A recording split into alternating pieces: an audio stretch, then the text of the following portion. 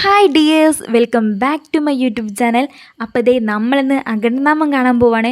മറ്റേ വീഡിയോ എല്ലാം നമ്മളെ നാട്ടിലും മൊറൂർ തന്നെയാണ്. അപ്പോൾ നിങ്ങൾ വിചാരിക്കും എനിക്കെന്നും ഈ അങ്കണനാമം കാണാൻ പോലും മാത്രമേ ഉള്ളൂ പണിയെന്ന്. മണ്ഡലക്കാലായി കഴിഞ്ഞാൽ നമ്മുടെ മലപ്പുറം ജില്ലയിലെ ഒട്ടുമിക്ക അമ്പലങ്ങളിലും നടന്നു വരാറുള്ളൊരു യജ്ഞമാണ് ഈ അങ്കണനാമ യജ്ഞം. അപ്പോൾ നമ്മൾ നമ്മുടെ അടുത്തുള്ള അമ്പലത്തിൽ മാത്രമല്ല, നമുക്ക് പോകാൻ കഴിയുന്ന ഏതൊരു അമ്പലത്തിലും പറ്റുകയാണെന്ന് പോവാറുണ്ട്. ആങ്കണ്ടനാമം കാണൽ മാത്രമല്ല പരിപാടി, അവിടെ ചെന്നാൽ നല്ല ഉപ്പുമാവും ചായയും പുഴുക്കും ഒക്കെ ഉണ്ടാവും. അതൊക്കെ കഴിച്ചിട്ടേ ഞങ്ങൾ പോരുള്ളൂ.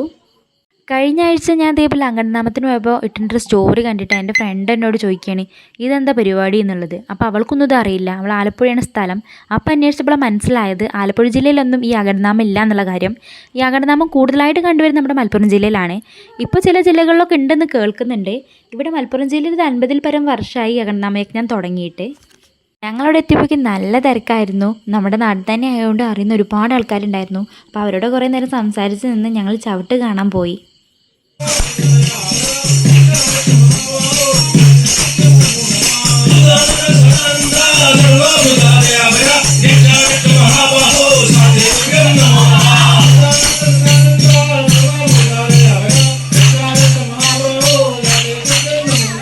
ഭൂതനാഥ സദാനന്ദ സർവഭൂത ദയാപര രക്ഷ രക്ഷ മഹാബാവു ശാസ്ത്രേ തുഭ്യം നമോ നമ.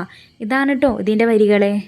ഞങ്ങൾ രാവിലെയും വന്നിട്ടുണ്ടായിരുന്നു. രാവിലെ വന്ന് കുറേ നേരം അതൊക്കെ കണ്ടു നിന്ന് ഉച്ചയ്ക്ക് സദ്യയൊക്കെ കഴിച്ചിട്ടാണ് പോയത്. ലിയോനും കൊണ്ട് കുറേ നേരം നിൽക്കാൻ പറ്റില്ല വെച്ചിട്ട് പോയതാണ്. എന്നിട്ട് വൈകുന്നേരം അതാ പിന്നെയും കുളിച്ച് മാറ്റി വന്നതായിരുന്നു. അങ്ങനെ ഞങ്ങൾ അമ്പലത്തിൽ നിന്ന് തൊഴുതിറങ്ങി നേരെ പോകുന്നത് ഈ കച്ചവടക്കാരുടെ അടുത്തേക്കാട്ടോ. ലിയോയ്ക്ക് എന്തെങ്കിലുമൊക്കെ വാങ്ങാൻ വിചാരിച്ച് പോകുന്നതായിരുന്നു. നല്ല രസമുണ്ടായിരുന്നു കാണാൻ. ഒരുപാട് കടകളൊക്കെ ഉണ്ടായിരുന്നു. കൂടുതലും കുട്ടികൾക്ക് പറ്റിയ ഓരോ കളിപ്പാട്ടങ്ങളൊക്കെ ആയിരുന്നു. നല്ല കളർഫുള്ളായിട്ട് നിൽക്കുന്നുണ്ടായിരുന്നു കേട്ടോ. അങ്ങനെ അതേ ഞങ്ങൾ ബൺമസ്ക കണ്ടപ്പോൾ അതൊന്ന് ട്രൈ ചെയ്യാൻ വിചാരിച്ചു. കുഴപ്പമില്ലായിരുന്നു, അത്യാവശ്യം ടേസ്റ്റൊക്കെ ഉണ്ടായിരുന്നു. ഞങ്ങൾക്ക് കാര്യമായിട്ടൊന്നും വാങ്ങിയിട്ടുണ്ടായിരുന്നില്ല. സത്യം പറഞ്ഞാൽ ഞങ്ങൾക്ക് പറ്റി ഒന്നും വരെ ഉണ്ടായിരുന്നില്ല എന്നുള്ളതാണ്. കുട്ടികൾക്ക് പറ്റിയ കളിപ്പാട്ടങ്ങളൊക്കെ ആയിരുന്നു കൂടുതലുണ്ടായിരുന്നത്. അതുകൊണ്ട് തന്നെ ഞങ്ങൾക്ക് കഴിക്കാനുള്ളതൊക്കെ ആയിരുന്നു വാങ്ങിയിട്ടുണ്ടായിരുന്നത്. ഉപ്പിലിട്ടത്, ബൺമസ്ക അങ്ങനെയൊക്കെ ഉള്ളത്. ലിയോയ്ക്ക് കുറേ കളിപ്പാട്ടങ്ങളൊക്കെ വാങ്ങി. അവനത് ഈ ബലൂൺ ഭയങ്കരമായിട്ട് ഇഷ്ടമായിരുന്നു കേട്ടോ. അവൻ അതുമ്പോൾ തന്നെ ഇങ്ങനെ ആട്ടി ആട്ടി കളിക്കുമായിരുന്നു. അപ്പോൾ അത് അവന് വാങ്ങി കൊടുത്തിട്ടുണ്ടായിരുന്നു.